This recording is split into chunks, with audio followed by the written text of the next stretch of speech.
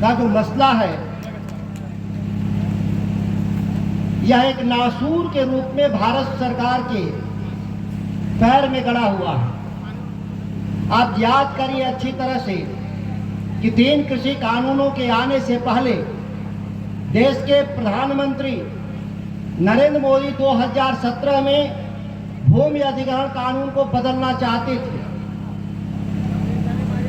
पहली लड़ाई जो किसानों की लड़ाई थी लड़ी गई आदरणीय राकेश टिकैत जी के नेतृत्व में, और आपको अच्छी तरह से जानकारी है कि भूमि अधिग्रहण कानून को नरेंद्र मोदी की सरकार पार्लियामेंट से विड्रॉ करने का काम किया था, पार्लियामेंट से वापस लेने का काम किया था।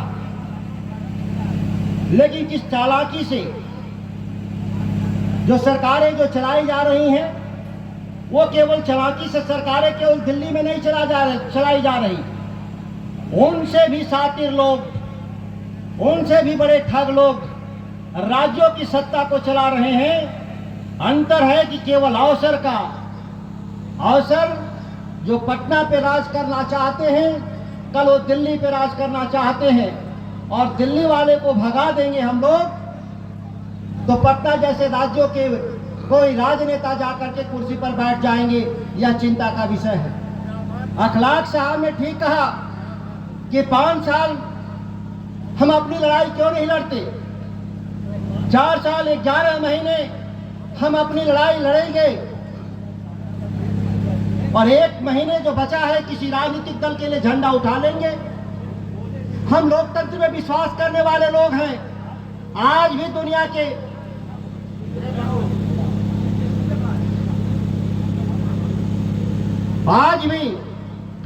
लोकतंत्र का कोई विकल्प नहीं दुनिया में।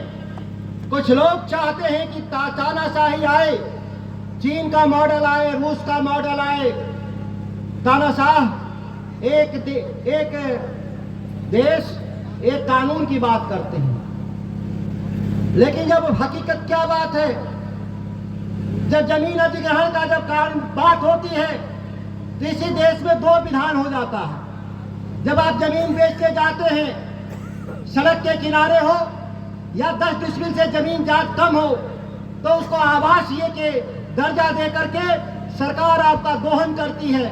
लेकिन वही जब सरकार जमीन खरीदने जाती है सड़क के किनारे, वो 1 डिसमिल हो या 10 डिसमिल या वो प्रति जमीन को भी, तो उसको कृषि जमीन में तब्दील कर दिया जाता है। ये हालत है इस राज्य के भीतर। मैं इसलिए कह रहा हूं कि मैं 2011 में 12 साल पहले जब चौसा बिजली घर का निर्माण हो रहा था, तो आप कभी गए होंगे बनारपुर का इलाका जो डूब का इलाका था, 17 लाख एकड़ जमीन सरकार उसका मुआवजा निर्धारण किया था। मैंने एक सभा किया था, बहुत छोटी सभा, मात्र 100 लोगों की सभा थी। सरकार को मैंने चुनौती दिया था, 1 दिन के चुनौती में ही 17 लाख का जो मुआवजा था उसको सरकार ने बढ़ाकर 28 लाख एकड़ मुआवजा देने का काम 2011 की मैं बात कर रहा हूं। जो लोग ये सवाल कर रहे हैं कि हम बाजार मूल्य पर दे रहे हैं, लेकिन इस बाजार मूल्य को 10 सालों से संशोधित नहीं करने वाले कौन दोषी हैं?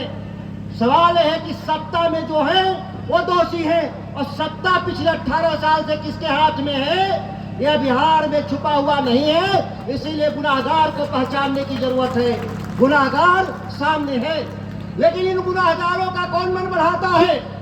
इन गुनाहगारों का इस राज्य का कामगार, इस राज्य का किसान मन बढ़ाता है जब बिना काम का भी वोट देता है। अगर आपके जो चुने हुए जनप्रतिनिधि जो विधानसभा में हैं 243 लोग, जिस दिन आप सवाल करना जान जाएंगे, आप गांव के मुखिया से सवाल करना जान जाएंगे, इस देश के पार्लियामेंट के सदस्यों से सवाल करना जान जाएंगे, उस दिन इस देश में किसानों की बात सुनी जाएगी। उसका उदाहरण है हमारे सामने। जिसको हम दिव्यांग कहते हैं, जिनको हम विकलांग कहते हैं, वह भी राज्य स्तर पे एक समिति चलाते हैं और साल भर में एक बार पटना के सड़कों पे प्रदर्शन करने का काम करते हैं। लेकिन किसान के रूप में हमारा, मुझे याद नहीं लंबे समय से कि बिहार का किसान पटना के सड़कों पर किसी मांग के लिए गया हो। जब आप घर से बाहर नहीं निकलिएगा तब तक सुधरने वाले लोग नहीं हैं। इस बात को गांठ बांध लीजिए। हमेशा कहा जाता है घर से निकलो और जंग लड़ो बेईमानों से। ये बेईमान कौन है? ये बेईमान किसान नहीं है, ये बेईमान कामगार नहीं है, मजदूर नहीं। बेईमान सत्ता में बैठे हुए लोग हैं जो आपके ही वोट पर राज करते हैं और आपको ही ठगने का काम करते हैं। इन लोगों को पहचानने की जरूरत है, सवाल करने की जरूरत है। जगह टिकैत साहब को दिल्ली जाना है, कार्यक्रम लगे हुए हैं और आपके बीच का मैं बेटा हूं। जब बुलाएंगे आप, हम लोग आएंगे। ये औरंगाबाद की जमीन ऐतिहासिक जमीन है। मैं आपको याद दिला दूं, शायद अपनी लड़ाई को भूल रहे हैं। इसी नवी नगर में 2 बिजली घर लग रहे थे और यहाँ के किसानों ने लड़ा था और लड़कर के बिहार सरकार से पैसा लिया था। आप उसी मिट्टी के किसान हैं, आप क्यों निराश हो रहे हैं? आप लड़ाई को खड़ा करिएगा। नवी नगर में बिजली घर में मिले पैसे से भी 2 गुना पैसा आप ले लीजिएगा, ये मुझे विश्वास है। कैमूर जिला में बिजली का ग्रिड लग रहा था 50 एकड़ में, जमीन हमने नहीं मिलने दिया उनको और जमीन तब दिलवाया उनको जब उनसे हम लोग 1,28,00,000 रुपया एकड़ रखवा लिया सरकार से, तब हम उन्हें जमीन दिया। जमीन पर याद करिए, ये आपकी लड़ाई है, आपको अगुवाई करना होगा। हम आपका सहयोग करेंगे, टिकैत साहब सहयोग करेंगे, इस बात को याद रखिएगा। क्या होगा? सरकारें क्या कर लेंगी? अधिक से अधिक लाठी चार्ज कर सकती हैं। गोली चार्ज करने का तो हैसियत नहीं रहा। लोकतंत्रता तो देश में जरूर मजबूत हुआ है और रोज मरने से बेहतर है कि एक बार मरेंगे। रोज मरने से बेहतर है हम एक बार मरेंगे, हम शहीद कहलाएंगे। बिना लड़े हथियार रख देंगे, हम गद्दार कहलाएंगे आने वाली पीढ़ियों के लिए।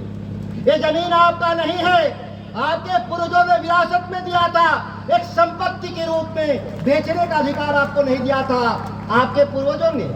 अगर हम जमीन सरेंडर करेंगे विकास के लिए तो उसकी कीमत भी हम वसूल करेंगे आने वाली पीढ़ियों के लिए। वो पैसा आपका नहीं है, उस पैसे से रोजगार पैदा करिएगा आने वाली पीढ़ियों के लिए। अगर ऐसा नहीं करेंगे तो हम इतिहास में गद्दार कहलाएंगे, याद रखिएगा। और किसान से स्वाभिमानी धरती पे कोई नहीं हुआ जो अपना ही नहीं पेट भरता। दिल्ली बॉम्बे में सत्ता के हुक्मरानों का भी पेट भरता है, उद्योगपतियों के भी कारखाने चलाते हैं यही किसान। जब अपनी लड़ाई है तो जरूर लड़ेंगे। हम इन्हीं चंद शब्दों के साथ अपने वाणी को विराम देता हूं। जय हिंद, जय किसान।